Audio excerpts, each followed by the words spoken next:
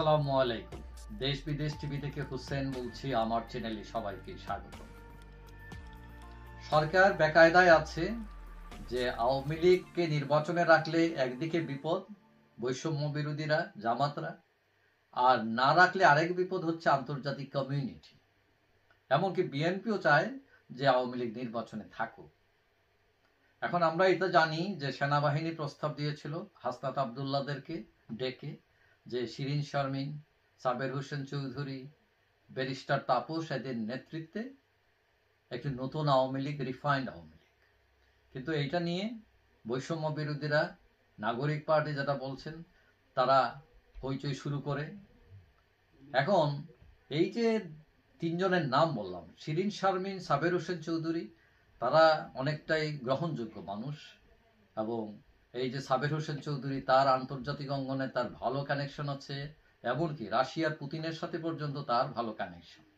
তবে ব্যারিস্টার ফজলে নূর তাপসকে কোন হিসাবে আনা হয়েছে এটা আমি জানি না। কারণ তাপস দুর্নীতিতে 1 নাম্বার হয়েছেন এবং ব্যাংকের মালিক হয়েছেন, যার একসময় বাংলার বাণীতে বসে থাকতেন, 5,000 টাকা পকেটে ছিল না। তার নাম কেন, কিভাবে দিল, কিভাবে আসলো, সেটা আমার কাছে বোধগম্য নয়। ফজলে নূর তাপস, আরেকটা সমস্যা যে শেখ পরিবার এমনিতেই মানুষ অনেকে নিতে যাচ্ছে না, সুতরাং তিনি গ্রহণযোগ্য হবেন না, এটা নিশ্চিত। তবে আলোচনায় অনেকেই আছেন, যেমন কাদের সিদ্দিকীর নাম শোনা যাচ্ছে। কাদের সিদ্দিকী হচ্ছেন পলিটিশিয়ান, এবং আওয়ামী লীগের মতো সংগঠনের দায়িত্ব নিলে কাদের সিদ্দিকী, তারা জানে যে রুট লেভেলের রাজনীতির সাথে কিভাবে সম্পৃক্ত হতে হবে। তবে মেয়র আইবির নামও আসছে, কিন্তু আইবি মনে হয় না এখানে কানেক্টেড হবে না, কারণ আইবি শেখ হাসিনার সাথে অনেকটা কি বলা যায়, শেখ হাসিনার অনুগত যেটা বলা যায়। এবং আইবির ন্যাশনাল পলিটিক্সে তার ইনভলভমেন্ট নাই। তিনি হয়তো একটা আঞ্চলিক নেতা, কিন্তু ন্যাশনাল পলিটিক্সে তার অভিজ্ঞতা নেই। তারপর অনেকে সোহেল তাজের কথা বলছেন। সোহেল তাজ প্রাক্তন প্রধানমন্ত্রী তাজউদ্দিনের ছেলে, এটা হলো তার প্লাস পয়েন্ট, কিন্তু বিভিন্ন কথা বলে তিনি অনেকটাই বিতর্কিত হয়েছেন ইতোমধ্যে। তবে তার চেয়ে অনেকে মনে করলেন শারমিন আহমদ, তার বোন, সে ব্যাটার। তো যাই হোক, এইটা ছাড়াও যেমন একে আজাদের নাম আসছে, তিনি অনেক ব্যবসায়ী, পয়সালা মানুষ, রাজনীতি করে তিনি এমপিও হয়েছেন, এবং অনেকে মনে করেন একে আজাদকেও নেওয়া যেতে পারে।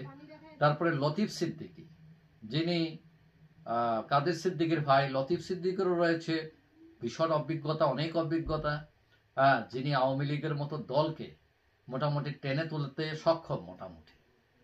তারপর শোনা যাচ্ছে সুলতান মোহাম্মদ মনসুরের কথা, যিনি জেলে আছেন, প্রাক্তন আওয়ামী লীগার।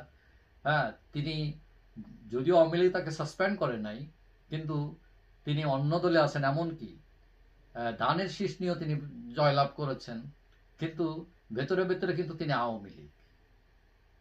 তারপরে ফজলুর রহমান আছেন, তিনিও আওয়ামী লীগার, যদিও বিএনপিতে যোগদান করেছেন।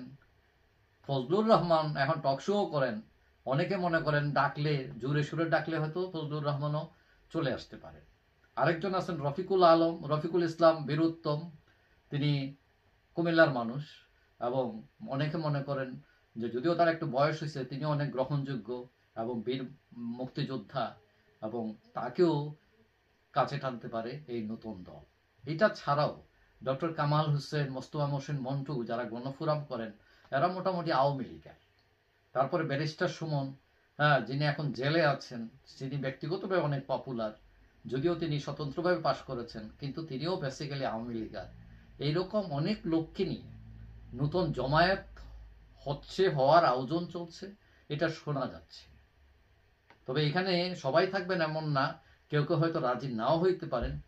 তবে সরকার চাইবে যে এইরকম যারা আছেন তাদেরকে নিয়ে নতুন আওয়ামী লীগ দাঁড় করানোর, যাতে সেটা মোটামুটি গ্রহণযোগ্য হয়। তবে শেখ হাসিনার নেতৃত্বাধীন আওয়ামী লীগ, মূল আওয়ামী লীগ থাকবে, এটাও কনফার্ম। তবে সরকারও এটা জানে, কিন্তু সরকার চাচ্ছে যে অন্তত যাতে ঠেক দেওয়া যায়, যাতে আন্তর্জাতিক কমিউনিটিকে বলা যায় যে না, আওয়ামী লীগ নির্বাচনে আছে। এটাই হচ্ছে সরকারের মূল উদ্দেশ্য।